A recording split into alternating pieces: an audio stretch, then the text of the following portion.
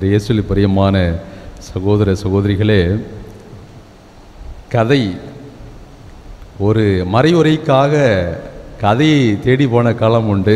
இப்பொழுது கதையை வைத்தே மறைவுரை ஆட்டுகின்ற ஒரு சூழ்நிலைக்கு சில நேரம் நாம் தள்ளப்படுகின்றோம்.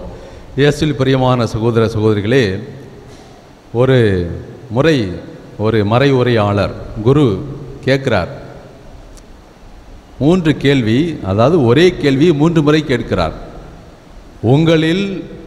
உங்களுடைய எதிரியை மனசார மன்னித்த நபர்கள் யார் யார் என்று சொல்லுங்கள் என்று கையை தூக்க சொல்கிறார். அப்படி பார்த்தா ஒரு 50% மக்கள் கையை உயர்த்துகிறார்கள். இயேசுக்கே புகழ், இயேசுவுக்கே புகழ், இயேசுவுக்கே நன்றி, இயேசுவுக்கே நன்றி, இயேசுவின் ரத்தம் ஜெயம், இயேசுவின் ரத்தம் ஜெயம், மரியே வாழ்க, மரியே வாழ்க. ஒரு 50% பேர் கையை தூக்குறாங்க. 2வது முறை அதே கேள்விதான். உங்களில் உங்களுடைய எதிரிகள் எனிமீஸ் யாரெல்லாம் மன்னிக்கிறீங்க அப்படின்னு மீண்டுமாக கேட்கின்ற பொழுது 80% பேர் கையை தூக்கிட்டாங்க. சாமியாருக்கு ரொம்ப மகிழ்ச்சி, சந்தோஷம். 3வது முறையுமாக கேட்கிறார். 3வது முறை, உங்களுடைய எதிரிகள் பாவிகள் எதிரிகள், உங்களுக்கு பிடிக்காத நபர்கள் யாரெல்லாம் மன்னிக்கிறீங்க என்று கேட்கின்ற பொழுது இப்பொழுது 90% எல்லாருமே கையை உயர்த்திட்டார்கள். ஒரே ஒரு பெண்மணியை தவிர. அந்த பெண்மணியை கூப்பிட்டு பங்குசாமியாருக்கு ஒரே ஆச்சரியம்.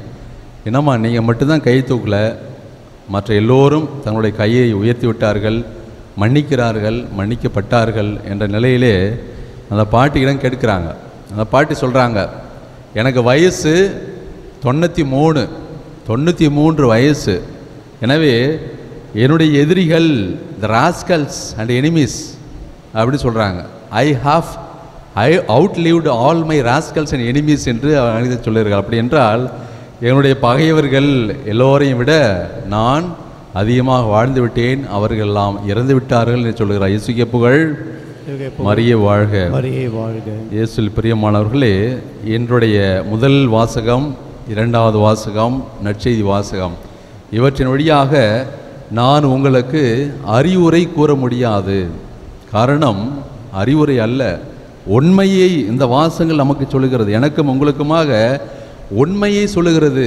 இங்கே அறிவுரை யார் வேணால் சொல்லலாம், நீங்களாம் சொல்லலாம், எல்லாருமே சொல்லலாம். அறிவுரைகள் உங்களுடைய பிள்ளைக்கு சொல்லுவீர்கள், தேவைப்படுவோருக்கு நாம் அறிவுரைகள் கூறுவோம். ஆனால் இவையெல்லாம் அறிவுரைகள் அல்ல.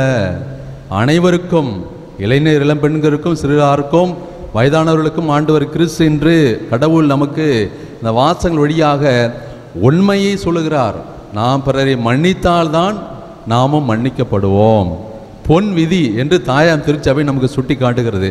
இன்றைய 3 வாசகங்களுடைய சுருக்கமாக பொன் விதி என்று சொல்லுவோம். அப்படி என்றால் நற்செய்தி வாசகத்திலே ஆண்டவர் கிறிஸ்து கூறுவதுதான், மன்னியுங்கள், பிறரை நாம் மன்னிக்க வேண்டும். பிறர் எனக்கு என்ன செய்ய வேண்டும் என்று நான் விரும்புகிறேனோ அதை நானும் செய்ய வேண்டும். இவைதான் பொன் விதியினுடைய அந்த ஒரு அடித்தளமாக ஆழமாக அமைகின்றது. இயேசுவில் பிரியமான சகோதர சகோதரிகளே, முதல் வாசகத்திலே நான் வாசிக்க கேட்டோம், தாவீது அவர்கள் சவுல் அவர்களை மன்னிக்கின்றார். இருவருமே கடவுளுடைய ஆசிரியை பெற்றவர்கள், கடவுளால் அர்ச்சிக்க பெற்றவர்கள், கடவுளுடைய அருள் பொழிவை பெற்றவர்கள். எனவே தாவீது தன்னுடைய சகோதரன் தப்பு செய்கின்ற பொழுது அவரை மன்னிக்கின்ற அந்த ஒரு பண்பை பார்க்கின்றோம். இருவருமே கடவுளால் ஆசீர் பெற்றவர்கள். அதுதான் நமக்கு நம்மளுடைய வாழ்க்கையில் அதை தான் நாம் புரிந்து கொள்ள வேண்டும். அதுதான் முக்கியமான பண்பாக அமைகின்றது. இருவருமே கடவுளால் ஆசி பெற்றவர்கள், கடவுளால் அழைக்கப்பெற்றவர்கள்.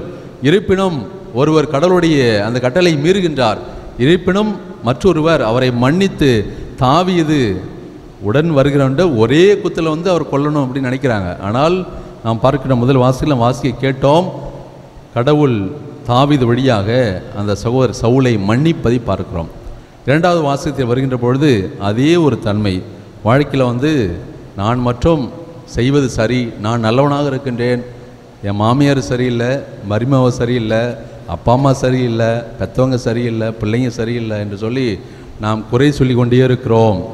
எனவே இவர்கள் எல்லோரும் சேர்ந்துதான் வாழ்க்கை. குற்றங்களும் நன்மைகளும் சாபமும் வாழ்வும் இறந்துதான். இவை எல்லாமே சேர்ந்த வாழ்க்கை என்பதை தான் 2வது வாசகத்தினுடைய நாம் கற்றுக்கொள்கிறோம். இவ்வுலகை சார்ந்தது, மறு உலகை சார்ந்தது நாம் பார்க்கிறோம். அந்த முதல் ஆதாமாக கடவுளால் படைக்கப்பட்ட முதல் மனிதன் ஆதாம், அவர் இவ்வுலகை சார்ந்தவராக இருக்கிறார், நம்மை போல இருக்கிறார், தவறு செய்வாராக இருக்கிறார், கடவுளுடைய கட்டளையை மீறுவராக இருக்கின்றார். ஆனால் ஆண்டவர் கிறிஸ்து 2வது ஆதாமாக தூய ஆவிக்கு உட்பட்டவராக ஆண்டவர் கிறிஸ்து அங்கே சுட்டி காட்டப்படுகிறார்.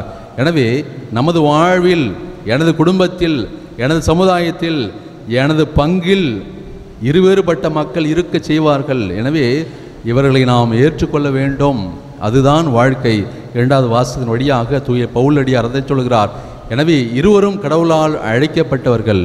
நற்செய்தி வாசித்து வருகின்ற பொழுது ஆண்டவர் கிறிஸ்து மீண்டுமாக அந்த பொன் விதி என்பதை நமக்கு சுட்டி காட்டுகிறார்.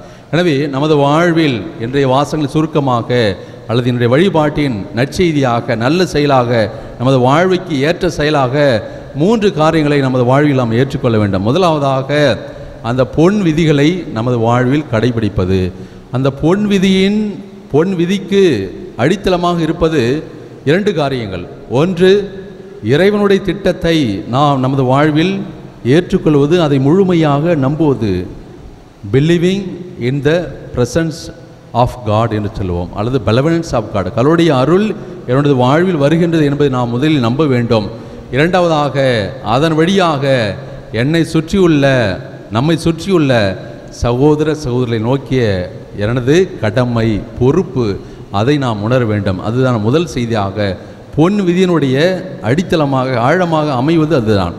2வதாக இவற்றை நாம் கடைபிடிக்க நான் முயல்கின்ற பொழுது நமது வாழ்வில் வருகின்ற சவால்களை நாம் எதிர்கொள்ள வேண்டும். ஒவ்வொரு நாளும் இதற்கு எதிரான எண்ணற்ற சவால்கள் நமக்கு வருகின்ற ஒன்று தான் இருக்கும். வாழ்வில் துன்பம், நமது தேவைகள், நான் எதை விரும்புகிறோனோ அது கிடைக்காது. வாழ்வில் எண்ணற்ற துன்பங்கள், சவால்கள் வருகின்றன. இவற்றையெல்லாம் நாம் ஏற்றுக்கொள்ள வேண்டும். அவரை நாம் ஏற்றுக்கொள்கின்ற பொழுது நாமும் கூட அந்த கடவுளுடைய பொன் விதியை கடைபிடிப்பவர்களாக இருக்க வேண்டும். 3வதாக எல்லாவற்றுக்கும் மேலாக கடவுள் மீது ஆழமான நம்பிக்கை கொண்டவர்களாக இருக்க வேண்டும். அதைத்தான் முதல் வாசலை பார்க்கிறோம். அந்த தாவீது கடவுள் மீது அன்பு கொண்டார். கடவுள் அவரை தண்டித்தாலும், உடன் பிறந்தவரை தண்டித்தாலும், எல்லாவற்றிற்கும் மேலாக கடவுளை நம்பினார். எனவே இன்று அவர் கடவுளால் மாட்சிப்படுத்தப்படுகிறார். நற்செய்தி வாசலில் வருகின்ற பொழுது இருவேறுபட்ட மக்கள், அங்கே பழைய ஆதாம், புதிய ஆதாமாக ஆண்டவர் கிறிஸ்து இருக்கிறார். கடவுள் மீது நம்பிக்கை கொண்டார், கடவுளுடைய விருப்பத்தை, தந்தையினுடைய விருப்பத்தை நிறைவேற்ற வருகிறார். எனவே அவர் இன்று மாட்சிப்படுத்தப்படுகிறார். நற்செய்தி வாசகத்திலே நான் வருகின்ற பொழுது ஆண்டவர் கிறிஸ்து சொல்கிறதை நாம் நமது வாழ்வில் நிறைவேற்றுகின்ற பொழுது நாம் மாட்சிப்படுத்துகின்ற மக்களாக மாறுவோம். இயேசுவில் பிரியமான சகோதர சகோதரிகளே, எனவே இத்தகைய வரங்களுக்காக திருப்பலியில் தொடர்ந்து மன்றாடுவோம். ஆமென்.